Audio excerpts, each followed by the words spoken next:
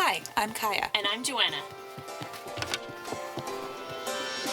And this is Starlit Citadel Reviews. Among the Stars is a science fiction card drafting game from Vangelis Bagiartakis and Stronghold Games. In Among the Stars, players compete to build the most efficient space station. It supports 2 to 4 players and lasts less than an hour. Its 2 existing expansions, Ambassadors and Expanding the Alliance, add new cards, new races, and a new interaction mechanic via Ambassador cards. There's also an upcoming expansion called Revival that adds special cards and rules for 2-player play. Players begin Among the Stars by shuffling a number of special location cards determined by the number of players into the location deck and creating a separate deck of power reactor cards. Each player takes a player aid, scoring marker, and main reactor in their color and places the scoring marker on its track. The main reactor goes in front of them with 2 energy cubes on it. Each player chooses a race and executes any special setup rules it introduces. A number of objectives equal to the number of players are placed face up in the center of the table, along with credits and energy cubes. Then the game begins. Each of the 4 rounds of Among the Stars represents 1 year. At the beginning of the year, each player gets 10 credits and draws 6 cards from the location deck. The round marker is placed on the current year. Players simultaneously select 1 card from their hand and place it face down on the table. Next, they pass their remaining cards in the direction indicated by the round marker. Once everyone has drafted a card, their cards are revealed simultaneously. Each player can take one of 3 actions. They can build the location they've just played, they can discard it to build a power reactor, or they can discard it for 3 credits. There are 5 location types, each of a different color.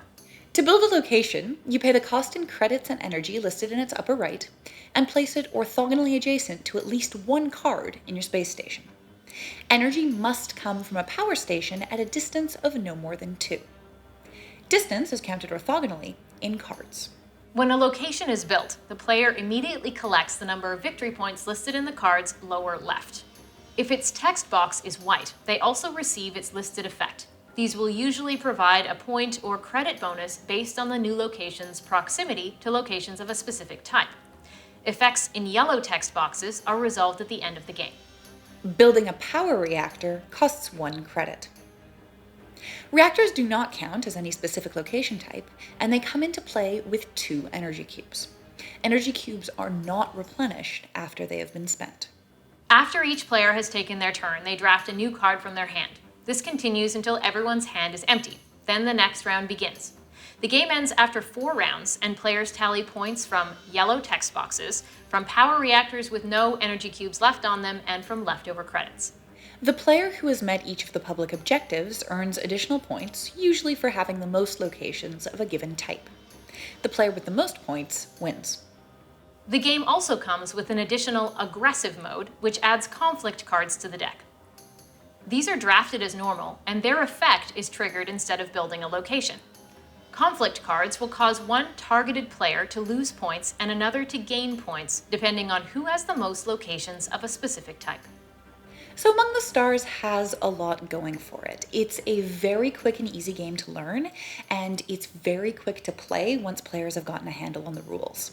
I really appreciate the fact that there is basically no downtime in this game. Because drafting is done simultaneously, because you can do almost all of the actions, like the building, simultaneously, you're not going to spend a lot of your time sitting around waiting for other players to make decisions, and it allows for a lot of immersion as well as kind of on-the-fly decision making that sets a really nice pace for the game.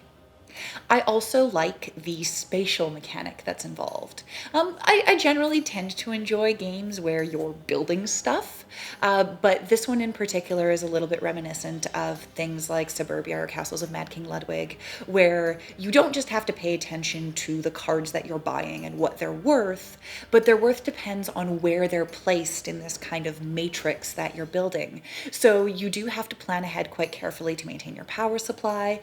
You have to plan in terms of maximizing scoring because of adjacencies or because of distance between locations, and it helps bolster the long-term planning element of the game, as well as just making it a lot more interesting than a standard set collection game would have been, and I found that really engaging.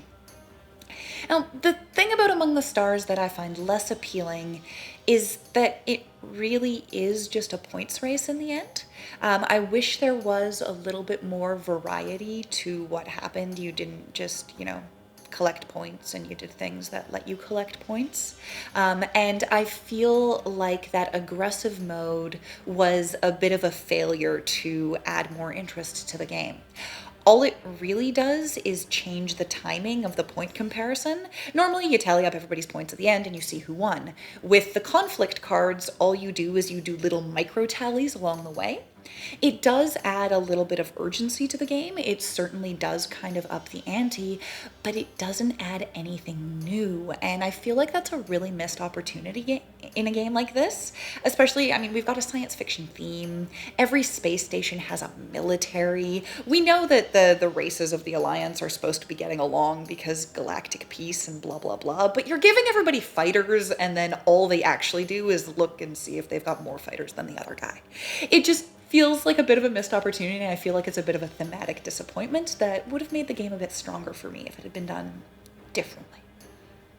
So another potential downside to this game is it can get a little bit repetitive if you've played it a few times. You start to recognize the locations, and the cards that come up start to be really familiar, and you kind of play them the same way, and it starts to feel like the games are playing the same. Now, they have released some expansions, and they're going to be releasing more, and that means that probably this problem is going to go away, and that's great. The other complaint that I have about this game is the two-player version, which feels just entirely tacked on. This doesn't feel like a game that was built for two players. They do offer you a two-player option in the rulebook, and it really feels clunky and doesn't really feel like a lot of thought was put into it. Again, though, they have released or are releasing an expansion that is going to focus on a two-player version of this game, and that's great. It's wonderful when you see some designers look at their game and see the weaknesses and then release expansions to improve upon it. That's fantastic. I like the card drafting mechanic in this game. Even if you don't play with the aggressive mode, the card drafting introduces a whole lot of interaction that's still there, even though you're not sort of directly confronting people at the table. There's a lot of tactical choices involved in this card drafting. You have to be very careful what cards you pass on to the next player. You're going to really want to think carefully about what you do with each of the cards that are in your hand. And there's a lot of engagement there and a lot of strategy, and I like it. Also, this isn't a big game. This is a pretty short game. So that means it doesn't have a theme that you're going to sort of leap into and live for a few hours, but it is nice. There is enough thought that's been put into the theme here that you actually feel like you're playing in a science fiction universe that exists. The alien cards I like. They add a little bit of extra interest with the special abilities, and they add a little bit more depth to the world and give the theme a little bit more body, which is good.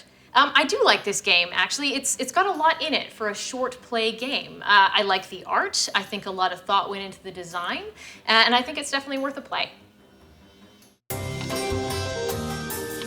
Fly like eagles out among the stars. Johnny Cash? Anyone? Anyone?